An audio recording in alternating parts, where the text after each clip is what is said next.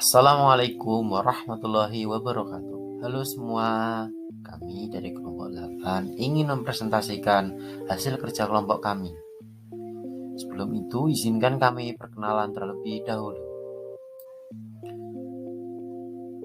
Perkenalkan, nama anggota kelompok kami. Yang pertama ada Afif Muhammad Irfan, Ardam Bahtari Fai, Ilham Gandhi, Ramadhani Putra Wijaksana, dan Fani Cahya Mahendra. Kami dari Departemen Kepelatihan Olahraga Fakultas Ilmu Keolahragaan Universitas Negeri Malang. Baik, kelompok kami akan membahas tentang metabolisme energi ATP-PJ atau adenosine triphosphate phosphocreatine dan glikosis anaerobik dan glikosis aerobik, siklus Krebs dan RTI. Metabolisme ATP-PJ merupakan salah satu dari 3 sistem yang energi utama pada dalam tubuh yang sangat bertanggung jawab agar dapat memberikan energi dalam waktu singkat dan intensitas tinggi. Kemudian, untuk sistem ATP-PJ sangatlah efektif dalam menyediakan energi dalam bentuk aktivitas dalam jangka pendek dan intensitas tinggi. Jika cadangan ATP-PJ habis, maka tubuh akan balik ke sistem energi lainnya, seperti sistem glikosis. Glikosis sendiri ada 2, yaitu glikosis anaerobik dan glikosis aerobik. Glikosis anaerobik. Apa sih yang dimaksud dengan glikosis anaerobik?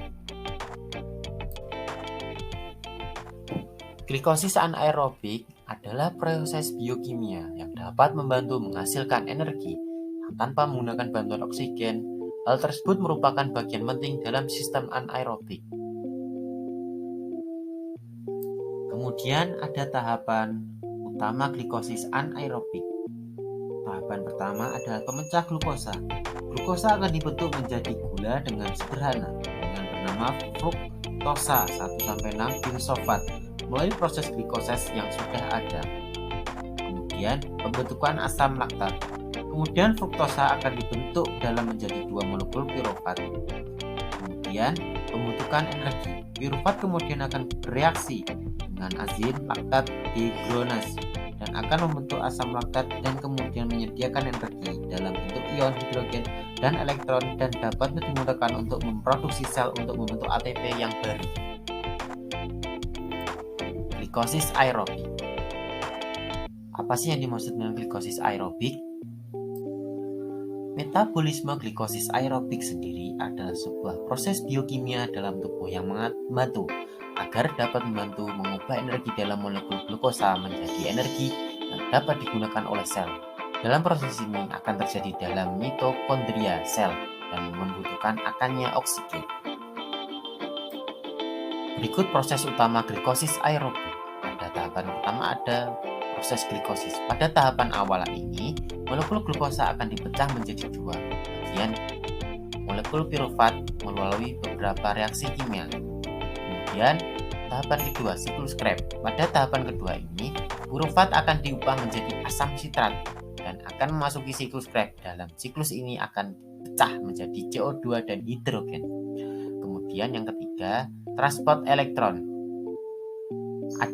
Pada tahapan ketiga ini, NADH dan FADH2 akan membawa hidrogen yang membentuk dalam siklus Krebs dalam sistem transport elektron di dalam mitokondria. Dan hidrogen digunakan memproses ATP melalui oksidasi. Kemudian, fase keempat, fermentasi laktat.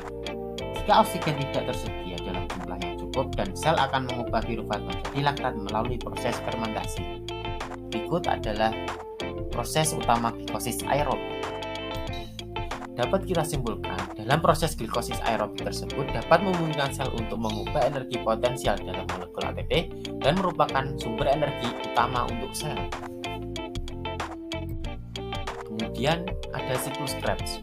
Siklus Krebs adalah proses biokimia yang terjadi dalam sel dan memainkan peran penting yang sangat penting dalam metabolisme aerobik.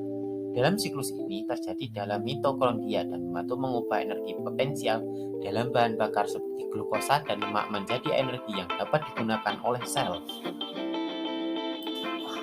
Proses siklus Krebs.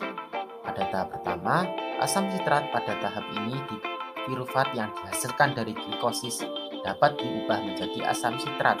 Pada tahapan kedua, pecahan asam sitrat tersebut pada tahapan ini dipecah dengan beberapa tahap dengan reaksi kimia produksi CO2, hidrogen, dan energi. Pada tahap 3, setelah asam sitrat yang telah dipecah menjadi dua akan dikembalikan menjadi asam sitrat dengan melalui tahapan reaksi kimia dan akan memungkinkan siklus Krebs untuk berlangsung secara berulang. Dapat kita simpulkan, siklus Krebs memainkan peran penting dalam memastikan sel dapat memperoleh energi dengan efisien. Dan tanpa siklus Krebs, sel tidak akan bekerja memiliki sumber energi. Sekian presentasi dari kelompok kami. Jika ada salah dan kekurangan dan salah kata, mohon dimaafkan. Sekian dari kelompok kami. Assalamualaikum warahmatullahi wabarakatuh.